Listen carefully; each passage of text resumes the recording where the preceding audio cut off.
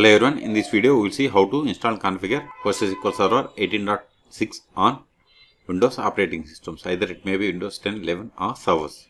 Okay, first go to PostgreSQL official website and download. It is postgresql.org. See, the latest release at the time of making this video is 18.6. 19 is the beta release. Okay, so click on download, then click on Windows, then click on download the installer. See, here we have the latest version 18.6. Click on this download button under this Windows x86 64. Wait a moment, download will be started.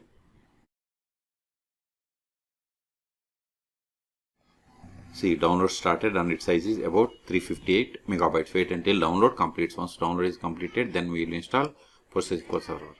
See, download is completed. Now click on this exe file. Click on next. See, this is the default installation directory. If you want some other, click on this browse button and select the location where you want to set the installation directory. Then click on next. See, by default it has selected all 4 components. First one is the PostgreSQL database server. pgAdmin is the GUI tool for managing and working with PostgreSQL databases and servers. Stack builder, it is used to install additional tools.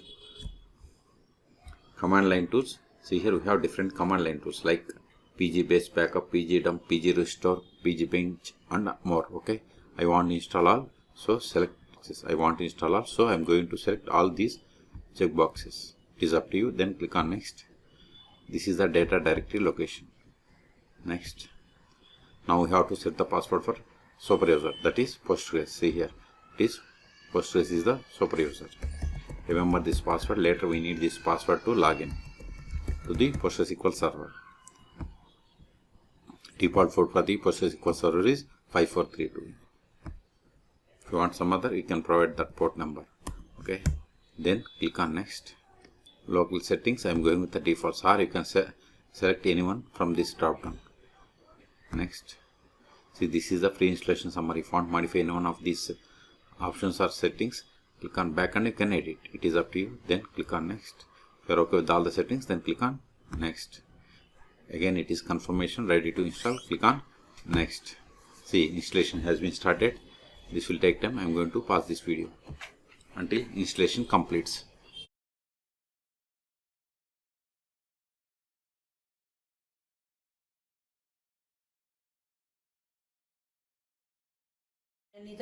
See, completing the PostgreSQL setup wizard. If you want to launch the stack builder, you have to keep the checkbox. If you don't want to unselect it and click on finish.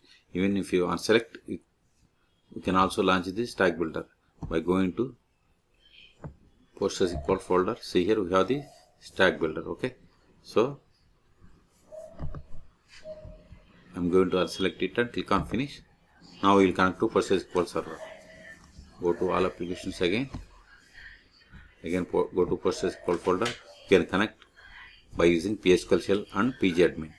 psql is the command line client and pgAdmin is the GUI tool. See, here we have the pgAdmin 4 and psql shell. Okay, click on this psql shell. Server name is localhost. So just give enter. Database name Postgres. Port number same. Username Postgres. Then provide the password that you have set for this user. See, we have successfully connected to PostgreSQL server. This is not the version of the PostgreSQL server. It is psql client version. To verify the version of the PostgreSQL server, we have to run the command. Let me change the font size.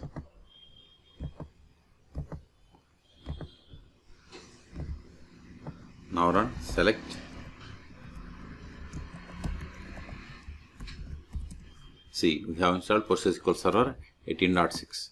So now we will create database. Before that, we will install databases /shell. See, these are the default databases that comes with PostgreSQL Server installation. We can also get the list of the databases by running select dat name from pg_database. See, these are the default databases. Okay, now we will create database. Create database.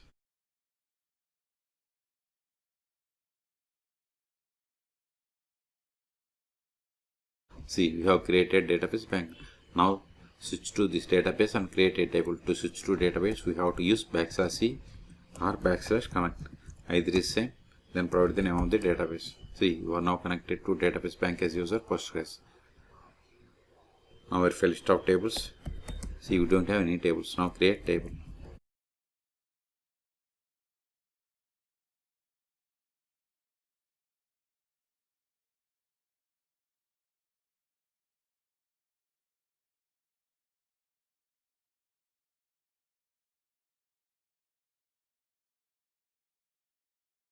We have successfully created table.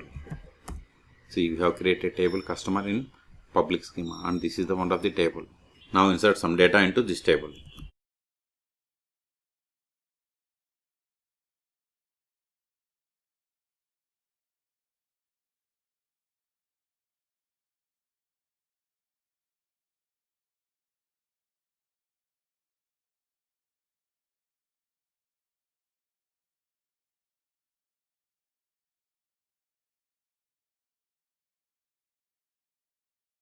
See, we have inserted these rows. Now we will create user. Before that, verify list of users \du. See, we have only one user, that is Postgres, which is having super user privileges. Okay, now we'll create user. Create.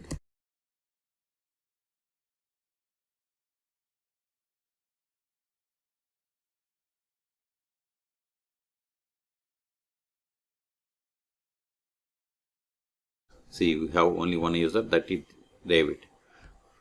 Okay. Until now, we have performed actions on psql shell.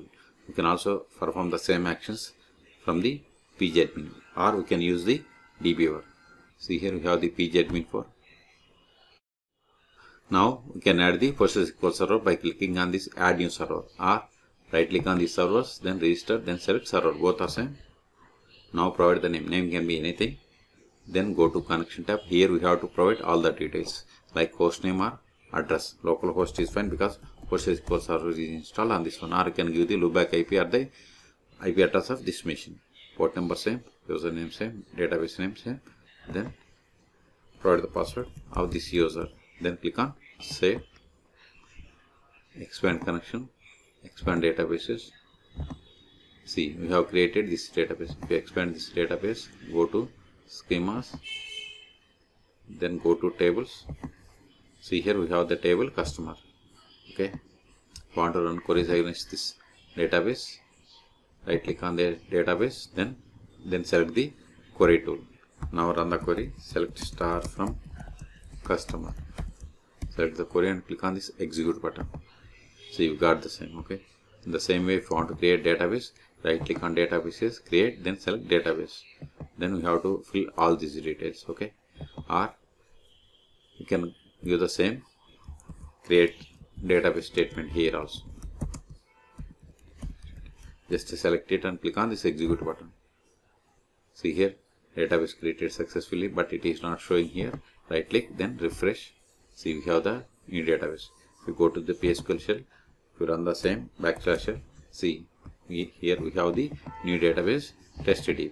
Okay, if you go to logins and group roles, see here, this is the user that you have created. Same way, if you want to create users, right click, then select the login or group role. Now we'll see how to start and restart PostgreSQL server on Windows operating systems. Go to Windows Run, then services.msc. Then press P. See, here we have the PostgreSQL server and its status is running. Startup type is automatic. If you want to stop, just select the service and click on the stop button, or click on the stop button, or right click and select the stop.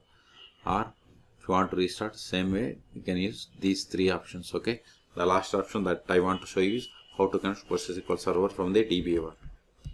I have already installed DBeaver. If you want, you can search for my YouTube channel how to install DBeaver on Windows or Linux operating systems. Now click on this plugin button for new database connection, or go to database and select new database connection.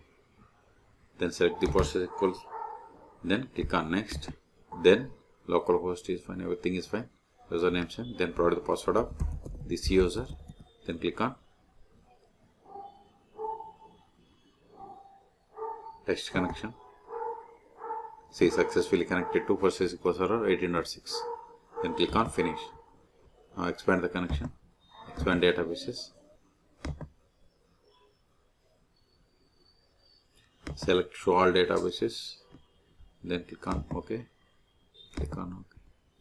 Now it will show all databases. See, before we don't have this bank and database test DB. Okay, so in this video we have seen how to download, install and configure PostgreSQL Server 18.6 on Windows operating systems. Then we have seen how to connect from the psql client, pgAdmin and DBeaver. Okay, for more database or PostgreSQL tutorials, please subscribe my channel. Thank you.